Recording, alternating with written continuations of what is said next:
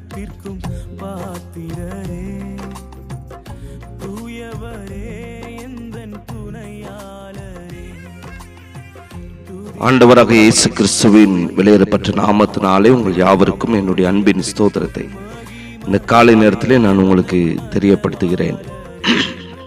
யோவான் எழுதின சுவிசேஷம் 3ஆம் அதிகாரம் 1வது வசனத்திலே வரக வாசிக்கிறோம். யூதருக்குள்ளே அதிகாரியான நிக்கதேமு என்னப்பட்ட பரிசேயன் ஒருவன் இருந்தான். அவன் ராக்காலத்திலே இயேசுவினிடத்தில் வந்து, ரபி, நீர் தேவனிடத்திலிருந்து வந்த போதகர் என்று அறிந்திருக்கிறோம். ஏனெனில் ஒருவனும் தன்னுடனே தேவன் இராவிட்டால் நீர் செய்கிற இப்படிப்பட்ட அற்புதங்களை செய்ய மாட்டான் என்றான் என்று சொல்லி பார்க்கிறோம்.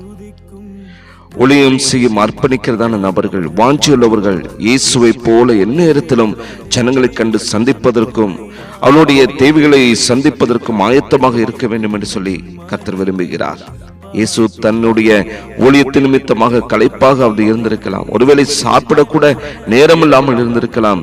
நிக்கதேமு என்கிறதான பரிசேயன் இயேசுவை சந்திப்பதற்கு இரவு நேரத்தில் ஒருவேளை நடு ராத்திரியாக கூட இருந்திருக்கலாம். அந்நேரத்தில் அவன் கடந்து வருகிறான்.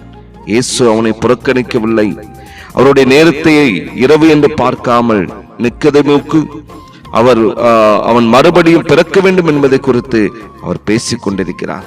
சாப்பிடுவதற்கு கூட இயேசுவதற்கு சமயம் இல்லாமல் காணப்பட்டது. பின்பு வீட்டுக்கு கடந்து போனார்கள். அங்கே அவர்கள் சாப்பிடுவதற்கு சமயம் இல்லாதபடிக்கு அநேக ஜனங்கள் மறுபடியும் கூடி வந்திருந்தனர் என்று சொல்லும் மார்க் எழுதின சுவிசேஷம் 3ஆம் அதிகாரம் 20வது வசனத்தில் வாசிக்கிறோம். சரியான நேரத்தில் சாப்பாடு. மிகப்பெரிய விடுதியில் தங்கி விதவிதமான சாப்பாட்டை எதிர்பார்க்கும் ஊழியர்கள் காணப்படுகிறார்கள். ஆனால் இயேசுவுக்கோ சாப்பிடக்கூட நேரமில்லாமல் காணப்பட்டது. மனுஷகுமாரனுக்கு தலை சாய்க்க இடமில்லாமல் காணப்பட்டது. இயேசு ஊழியம் செய்ததான நாட்களில் அவருக்கு நிம்மதியாக தூங்குவதற்கு இடமில்லை. ஆனால் இன்று சில ஊழியர்கள் 5 ஸ்டார் ஹோட்டலில் தங்க இடம் ஆயத்தப்படுத்தி கொடுக்கவில்லை என்று சொன்னார். அவர்கள் ஊழியம் செய்ய வருவதில்லை. இப்படிப்பட்ட ஊழியர்களுக்கு எச்சரிக்கையாக இருக்க வேண்டும் ஜனங்கள். மாத்திரமல்ல, குறிப்பிட்ட ஊழியத்திற்கு புறப்படுவதற்கு முன்னர் அங்கே எத்தனை நபர்கள் இருப்பார்கள், எவ்வளவு பேர் கூட்டமாக கடந்து வருவார்கள், எவ்வளவு காணிக்கை கிடைக்கும் என்று சொல்லி அறிந்ததற்கு பிற்பாடுதான் அநேக ஊழியர்கள் ஊழியத்துக்காக புறப்பட்டு கடந்து செல்கிறார்கள். இயேசு நமக்கு முன்மாதிரியாக தன் ஊழியத்தை நிறைவேற்றி சென்றிருக்கிறார். அவரை போல எதையும் சந்திக்க சுயத்தை வெறுத்து, தூக்கத்தை வெறுத்து, சாப்பாட்டு மேல் கவனம் செலுத்தாமல் அர்ப்பணிப்போடு செய்ய நாம் கற்றுக்கொள்ள வேண்டும்.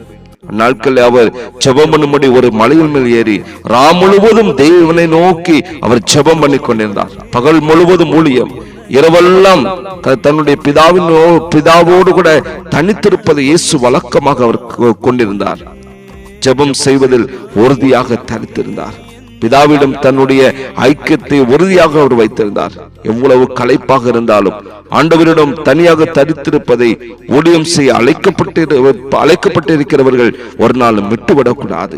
இப்படியாக இயேசுவை போல கர்த்தருடைய பணியை செய்வதற்கு சிறிதானதோ பெரிதானதோ எதுவாக காணப்பட்டாலும் அர்ப்பணிப்போடு செய்யும்படியாக உங்களுடைய தெய்வ சமூகத்தில் நீங்கள் அர்ப்பணியுங்கள். அப்பொழுது கர்த்தருடைய அந்த அன்பும் பிரியமும் உங்கள் மேல் காணப்படும். ஊழியத்தில் இருக்கிறவர்கள் மாத்திரமல்ல, தேவனுடைய பிள்ளைகளும் கர்த்தரோடு கூட ஒன்றித்து வாழக்கூடியதான அந்த பழக்கத்தை, கர்த்தரோடு கூட உறவாடக்கூடிய அந்த பழக்கத்தை, அவரோடு கூட நேரத்தை செலவிட்டு ஜெபிக்கக்கூடிய அந்த பழக்கத்தை உங்கள் வாழ்க்கையில நீங்கள் வைத்துக் கொள்கிறதான பொழுது கர்த்தருடைய அந்த பெரிய கிருபையானது ஒவ்வொரு நாட்களும் உங்களோடு கூட வந்து வழி நடத்தும். தேவ கிருபை உங்களோடு கூட இருப்பதாக. ஆமென். ஜெபிக்கலாமா? நேசிக்கிற நல்ல தகப்பனே, இந்த காலை வேளைக்காக நாங்கள் உமக்கு நன்றி செலுத்துகிறப்பா. அப்பா, ராக்காலங்களில் நீர் ஜெபித்தீர் ஆண்டவரே. நாட்களில் நாங்களும் கர்த்தாவே இரவு நேரங்களில் அதிகமாக உம்மோடு கூட நேரத்தை செலவிடுவதற்கு, தெய்வ சமூகத்தில் காத்திருந்து ஜெபிப்பதற்கேற்ற கிருபைகளை என் எங்கள் ஒவ்வொருவருக்கும் கொடுப்பீராக. எல்லாருடைய பலவீனங்களும் மாறட்டும், சோர்வுகள் அகலட்டும். கர்த்தாவே, அதிகமாக உம்முடைய திருச்சொல்லில் தரித்திருப்பதற்கு, உம்மை நோக்கி வேண்டுதல் செய்வதற்கு கர்த்தர் கிருபை செய்வீராக. ஜெபமே ஜெயம் என்று சொல்லி பார்க்கிறோம். இப்படிப்பட்ட அப்பா ஜெப வீரர்களாக ஒவ்வொருவரையும் தேவன் மாற்றும். இயேசுவின் நாமத்தில் ஜெபிக்கிறோம் நல்ல பிதாவே. ஆமேன், ஆமேன்.